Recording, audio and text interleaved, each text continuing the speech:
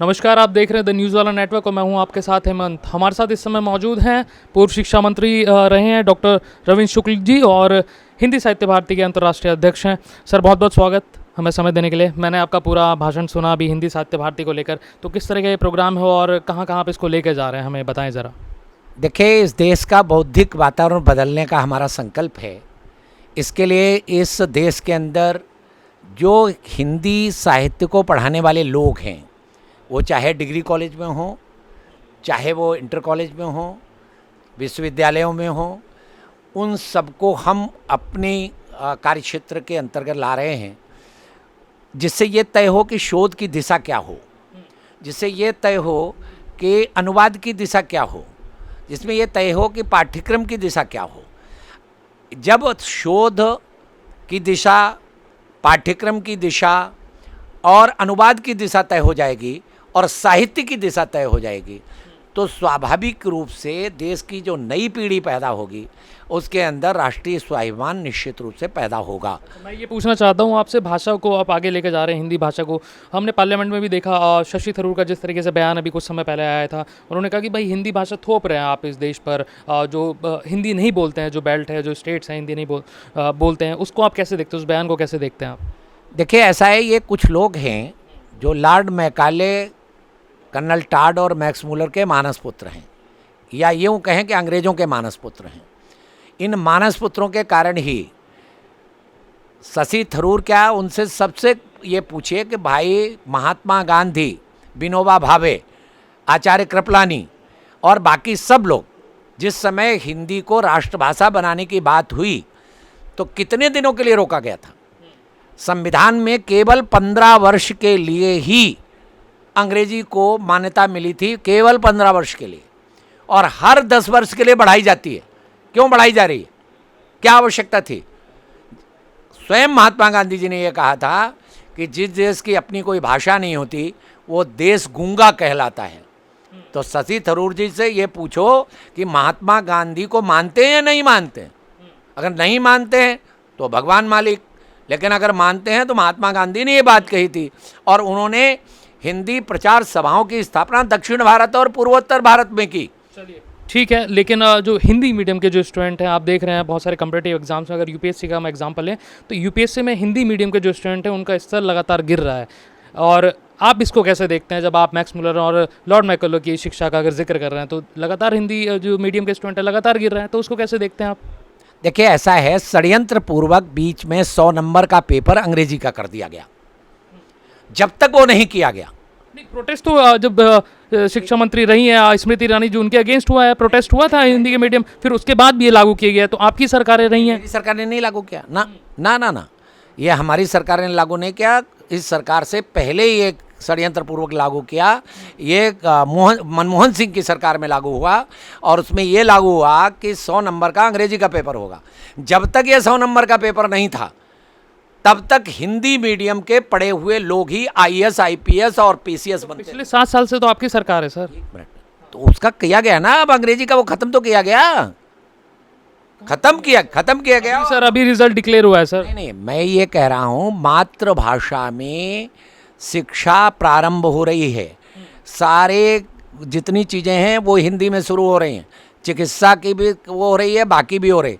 तो कुल मिलाकर के आगे आने वाले समय में ये नज़ारा बदला हुआ नज़र आएगा आपको। और ये आईएएस, आईपीएस, पीसीएस, ये सब हिंदी में। आप अभी भी जितने पुराने आईएएस हैं उनकी सूची बना लो, वो अगर प्राइमरी स्कूल से पढ़ के ना आए हों, उसमें 75% लोग प्राइमरी स्कूल से पढ़ के आए होंगे। और जितने अंग्रेजी स्कूलों के अंग्रेजी माध्यम से पढ़े हुए, वो या तो कहीं बेटर होंगे 5 स्टार 7 स्टार होटल में, या फिर वहाँ जो है वो बेटर होंगे हवाई जहाज में, जिनको अभी तो खैर उनका क्राइटेरिया बढ़ गया है सर यूपीएससी। बहुत कम है, अभी भी बहुत कम है, अभी भी बहुत कम है। आप उसका सर्वे कर लीजिए, मैं सर दावे के साथ ये आपकी टीवी पर कह रहा हूँ, इसे लोग देखेंगे। और मुझ जैसे व्यक्ति जो 3 बार मिनिस्टर रहा हो, वो व्यक्ति बात आज से कर रहा है, मैं कह रहा हूँ आज भी सर्वे करा लीजिए। तो इंग्लिश मीडियम वालों के लिए या तो सेल्स गर्ल, सेल्समैन से लेकर के, और जितने भी आपके वार्ड बॉय हैं, वो ये आपके इसमें हवाई जहाज में जो होते हैं, जिनको क्या कहते हैं, एयर होस्टेज वगैरह, ये सब छोड़ करके और कौन है बताई दीजिए ना। और जितने वो होंगे कोई मेडिकल रैप होंगे, ये होंगे, वो होंगे, ये सब। बाकी तो मैं एक जगह गया था, वहाँ 40 अधिकारियों की मैं उसमें शिक्षा पर बोलने गया था। मैंने पूछ लिया ऐसे ही कितने लोग, 39 लोग हिंदी मीडियम से पढ़े हुए थे, केवल एक इंग्लिश मीडियम था। अच्छा, मैं एक सवाल और ले लेता हूँ क्योंकि मैंने पूरा आपका भाषण सुना। आपने कन्हैया कुमार का भी जिक्र कर दिया कि भाई ऐसी पद्धति से कन्हैया कुमार जैसे लोग पैदा होते हैं, और जिसका आपने जिक्र किया भाई टुकड़े टुकड़े गैंग।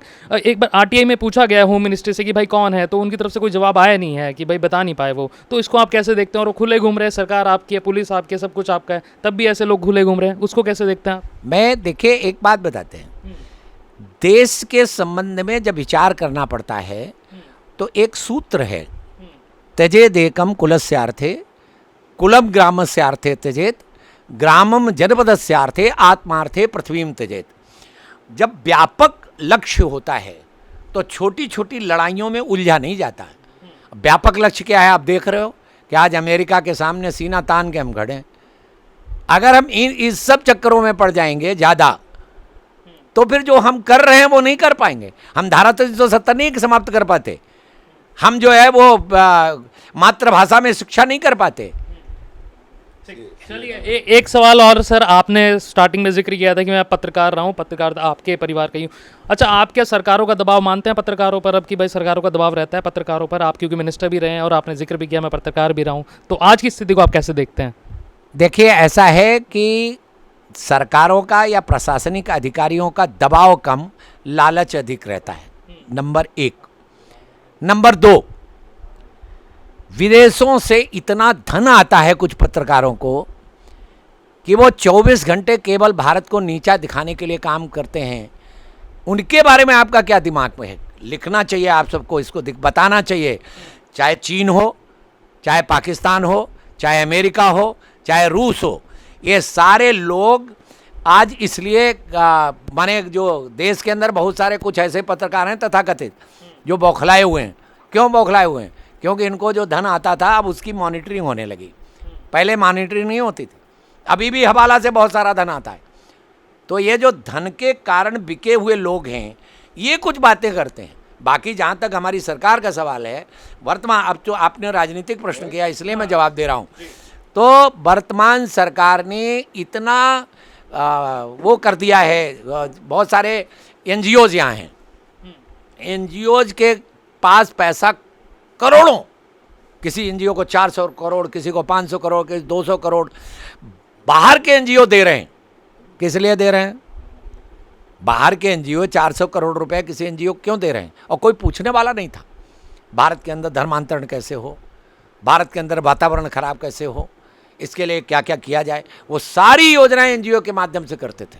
और ये सब उसी NGO के हिस्सा हैं जिनका नाम लिया मैंने अभी, जो जिसका प्रश्न आपने पूछा।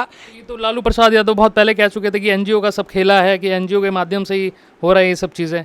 तो ये सही है, उन्होंने किस संदर्भ में कहा मैं नहीं जानता, लेकिन मैं सीधे सीधे कहता हूं कि इस देश के अंदर बाहर विदेशी पैसा इस देश को कमज़ोर करने के लिए आ रहा है।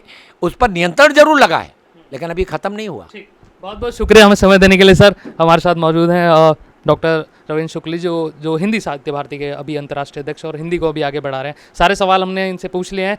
और जितने लोग इस वीडियो को फेसबुक पेज पर देख रहे हैं प्लीज़ फॉलो कर लीजिए हमारे पेज को, शेयर कीजिए इस वीडियो को, और यूट्यूब चैनल पर जितने लोग देख रहे हैं प्लीज़ सब्सक्राइब कीजिए। कैमरे पर है हमारे साथ ही शिवम, बने रहिए न्यूज़ वाला नेटवर्क के साथ। बहुत बहुत शुक्रिया आप सभी लोगों का।